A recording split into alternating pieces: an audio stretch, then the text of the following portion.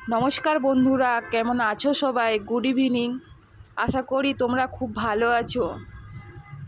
দেখো বন্ধুরা, আজ একটা আবার নতুন আমি স্ন্যাক্স রেসিপি নিয়ে চলে এসেছি তোমাদের কাছে। তোমাদের সাথে শেয়ার করলাম, তোমরা পুরোটা দেখো, তোমাদের নিশ্চয়ই খুব ভালো লাগবে।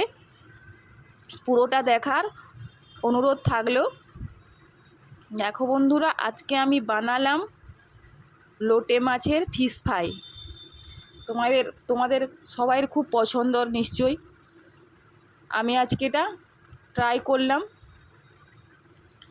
দেখো বন্ধুরা, সব প্রথমে লোটে মাছগুলো আমি খুব সুন্দর করে পরিষ্কার করে বটি দিয়ে কেটে নেব।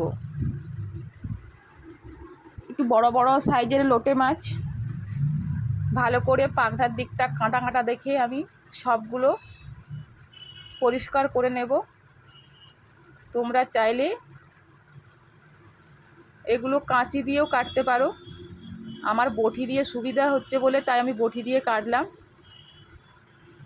সব মাছগুলো আমি বটিতে এইভাবে সুন্দর করে পরিষ্কার করে করে কেটে নেব। কেটে নেওয়ার পর ভালো করে প্রথমে একবার পরিষ্কার করে ধুয়ে নেব।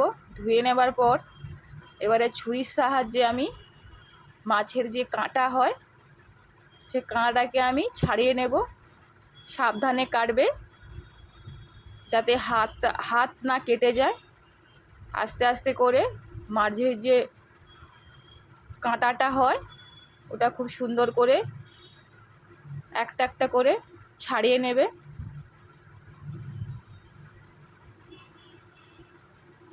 এইভাবে পরিষ্কার করে সব মাছের কাঁটাগুলো আস্তে আস্তে করে আমি কেটে নেব।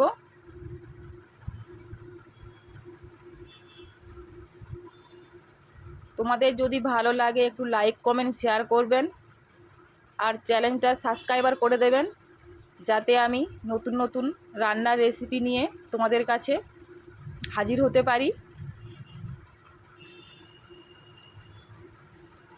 দেখো বন্ধুরা, সব কাঁটাগুলো আমি পরিষ্কার করে ছাড়িয়ে আবার একবার ভালো করে পরিষ্কার করে ধুয়ে নিয়েছি। ধুয়ে ভালো করে জল ঝরিয়ে নিয়েছি। জল ঝরিয়ে নেওয়ার পর আমি এতে 1 চামচের মতন লেবুর রস দেব। লেবুর রসটা দিলে মাছের যে উগ্র গন্ধ থাকে, আঁশটানি গন্ধ, ওটা পুরোপুরি কেটে যাবে। যারা যারা লোটে মাছ খেতে পছন্দ করে না বা নোনা মাছের গন্ধ নিতে পারে না, তারা লেবুর রস এইভাবে দিয়ে মোটামুটি 10-20 মিনিট নুন আর লেবুর রস দিয়ে ভালো করে ঢাকা দিয়ে 10-20 মিনিট রেখে দেবে।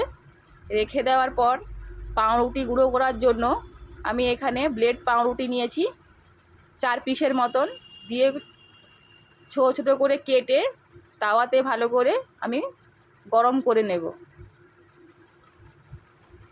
গরম করে নেওয়ার পর একটা মিস্কিতে আমি সব পাউরুটির টুকরোগুলো নিয়ে নেব গুঁড়ো করার জন্য।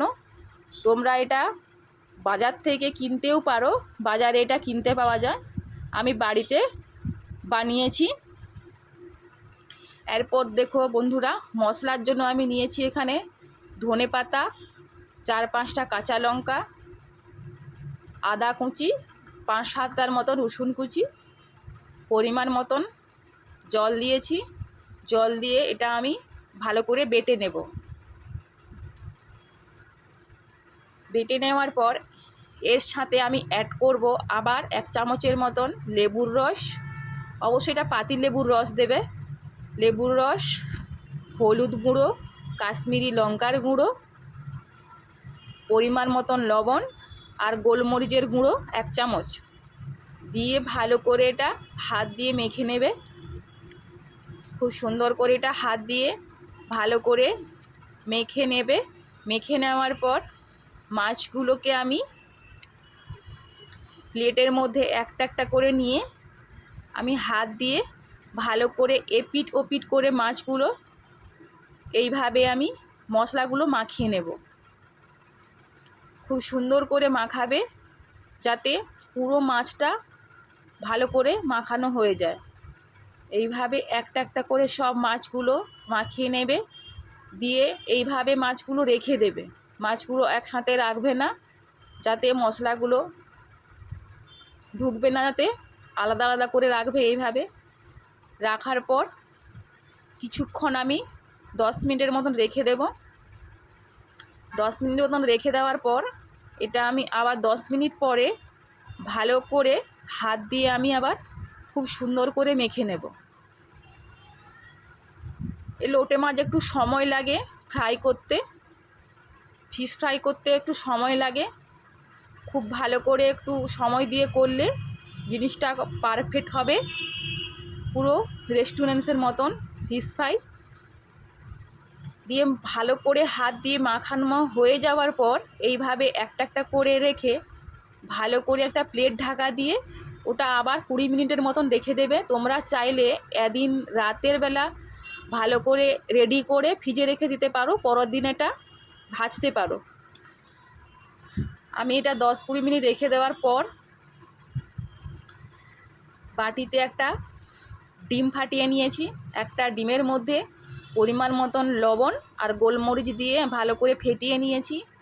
সেম জিনিস ওই ব্লেড মিক্স গুঁড়ো যেটা আছে ওই গুঁড়োর মধ্যে গোলমরিচের গুঁড়ো আর পরিমাণ মতন নুন নিয়ে দিয়েছি, দিয়ে মাখিয়ে ভালো করে এর মধ্যে আমি 20 মিনিট পরে মাছটা বের করিয়ে আমি ওর মধ্যে পাউরুটির গুঁড়োটাকে ভালো করে হাত দিয়ে এইভাবে চেপে চেপে নেবে, যাতে পুরো পাউরুটির গুঁড়োগুলো মাছের মধ্যে পুরো চেপে থাকে। দিয়ে এটাও আবার কিছুক্ষণ সবগুলো যখন হয়ে যাবে কিছুক্ষণ আবার আধ ঘন্টার মতন ওটা রেখে দেবে, ঢাকা দিয়ে রেখে দেবে, যাতে পুরোপুরি সেট হয়ে যায় মাছের মধ্যে পাউরুটির গুঁড়োটা পুরোপুরি যেমন সেট হয়ে যায়। এইভাবে তোমরা রেখে দেবে 20-25 মিনিট পর। রেখে দেওয়ার পর নিয়ে ভালো করে তেলটা প্রথমে গরম করবে, একটু বেশি করে তেল দেবে, যাতে মাছটা কড়াইতে লেগে না যায়। ভালো করে তেলটা গরম হয়ে যাওয়ার পরে একে একে ফিশ ফ্রাইগুলো এইভাবে কড়াইতে দিয়ে ভেজে নেবে। ভাজতে একটু সময় লাগে, তোমরা একটু ভালো করে ভেজে নেবে। দেখো বন্ধুরা, কত সুন্দর ফিশ ফ্রাই হয়ে গেছে আমার রেডি। তোমরা চাইলে এভাবে একবার বাড়িতে খেতে পারো, খুব সুস্বাদু খেতে হয়। দেখো কত সুন্দর কুড়কুড়ে হয়েছে।